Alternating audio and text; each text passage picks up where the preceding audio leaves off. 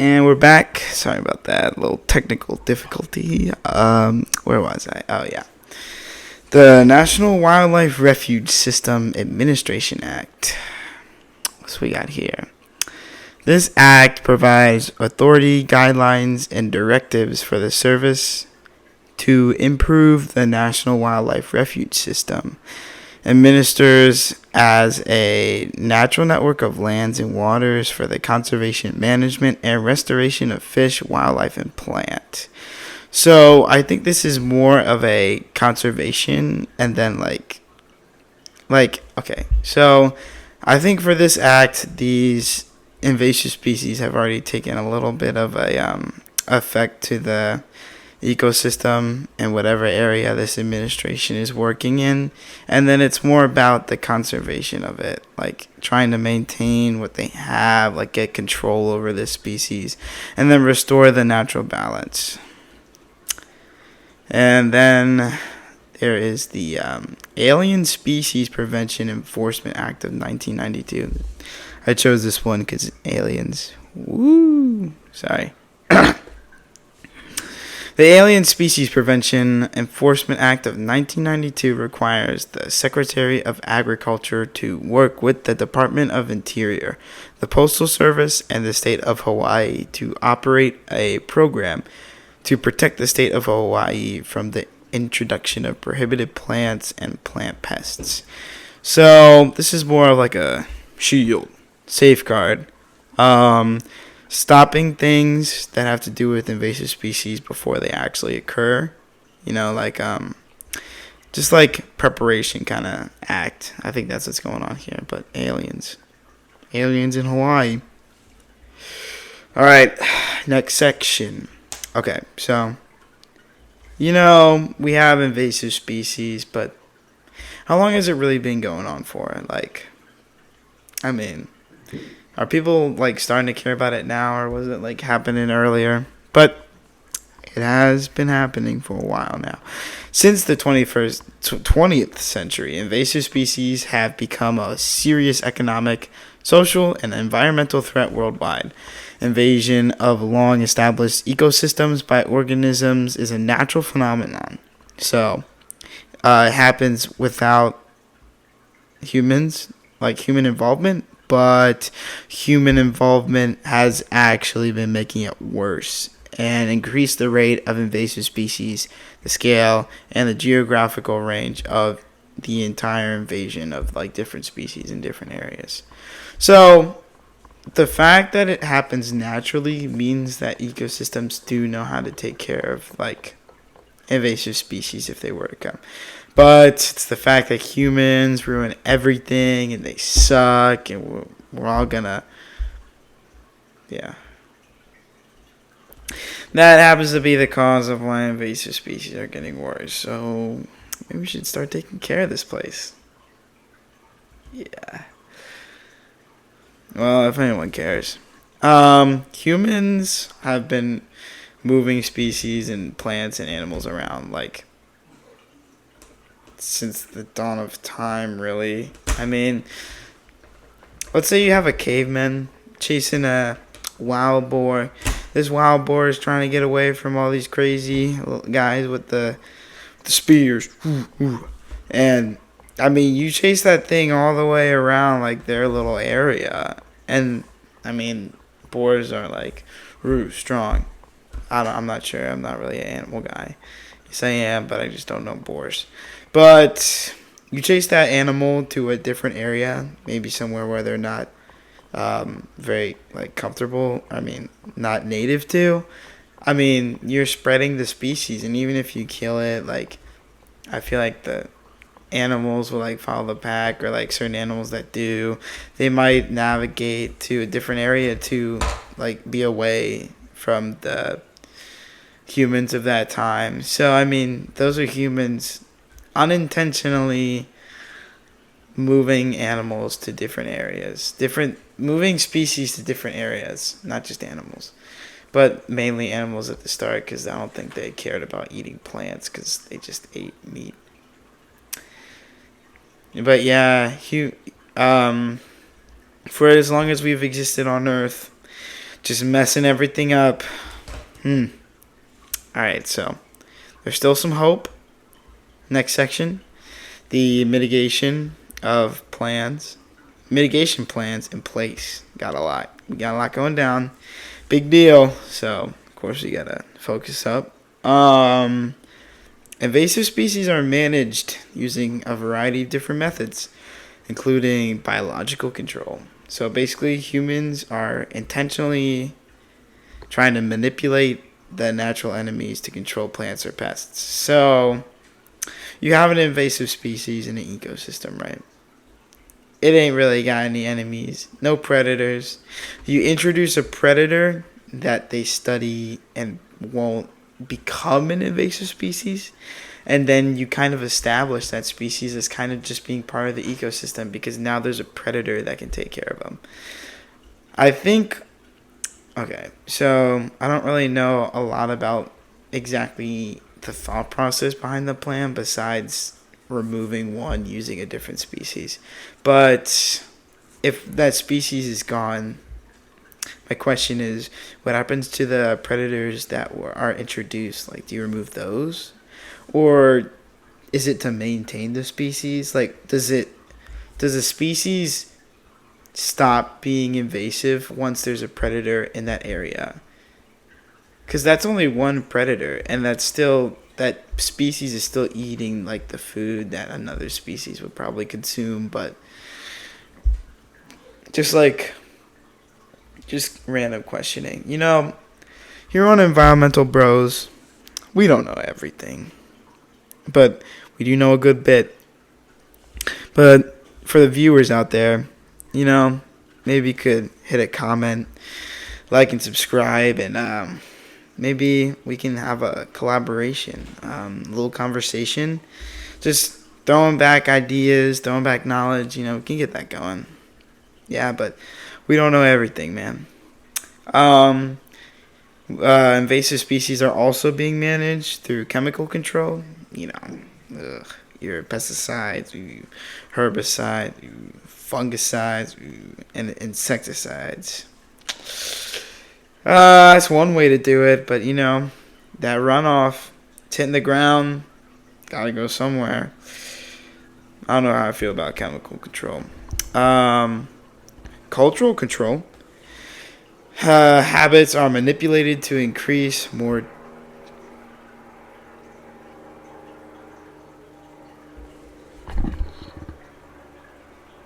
Sorry about that. Don't want to mess with the audio. Got a plane. Yep, we're recording on site of my house, my home. Shout out to this comfy chair and my kitchen table for holding my phone. Thank you. Back to it. So habits are being manipulated to increase mortality rates of invasives or reduce its damage, like the rate of how it's taken over and stuff. This includes selecting pest-resistant crops, winter cover crops, and changing planting dates. So whatever you're doing so I think for this one, the species is established. It's there. It's kind of messing around. So we're trying to get everything that's being affected out of there. Like your pest-resistant crops, we want to put those down. They're like, oh, we can't stay here. We can't eat that. Or something like that. And then changing planting dates, I think, is really important because when the plants, maybe from spring or early spring, you plant them in the late spring. That way they're not affected by the species earlier. The species has consumed other things, I'm guessing. And then the plants that are worried about are planted at a later date, and then they can survive. And we have some quotes from the Department of the Interior. So this is what people are saying that they're doing. I guess I can trust it. Department of the Interior. Love me some Interior. The The Department of the Interior is forging strong partnerships with others to collectively address the threat of invasive species. Our 2021 through 2025 invasive species strategic strategic plan charts a path forward. So they don't really include any partners in this quote. Just kind of like a basis of I'm just trying to like get at people are doing a little something about it, which is good. And then they said, we prioritize invasive species projects to protect the most critical resources such as stream corridors or greater sage grouse habitat. Gibberish. We work with numerous partners to support effective all lands inventory, treatments, and monitoring. Not sure what the first part of that kind of meant. I'm not sure what a sage grouse habitat is, but more on protecting environments. Like, I mean, if you can't handle invasive species, the best you can do is really just protect the environment that's around it. And finishing it off with, of course, the money, because you got to get that bank. But in this case, we're losing that bank. Actually, we're losing billions. Let me just hit you with it. Whew. Get ready. It's a sucker punch. According to a 2021 study, invasive species have cost North America over $26 billion per year since 2010, up from $2 billion. Up from that. Okay, so $2 billion per year in the early 1960s. So they already knew that this was a problem. $2 billion is probably like, hold on. We'll do a little pause. All right. I'm going to go to the money translator. $2 billion in 1960 worth today.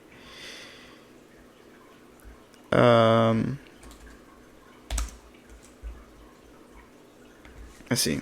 Okay. Fancy little website. Woo!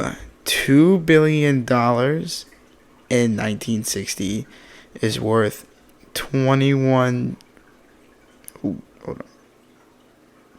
billion today. Dang. Little tidbit.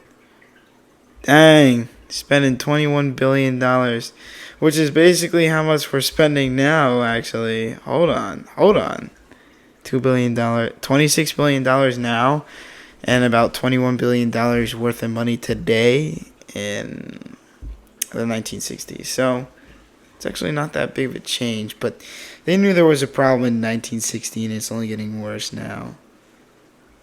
Whoo! Little fun fact, but really a sad fact, I guess. The economic losses from biological invasions are estimated to be in the same order of magnitude as economic losses from earthquakes, which is 1,139.4 billion.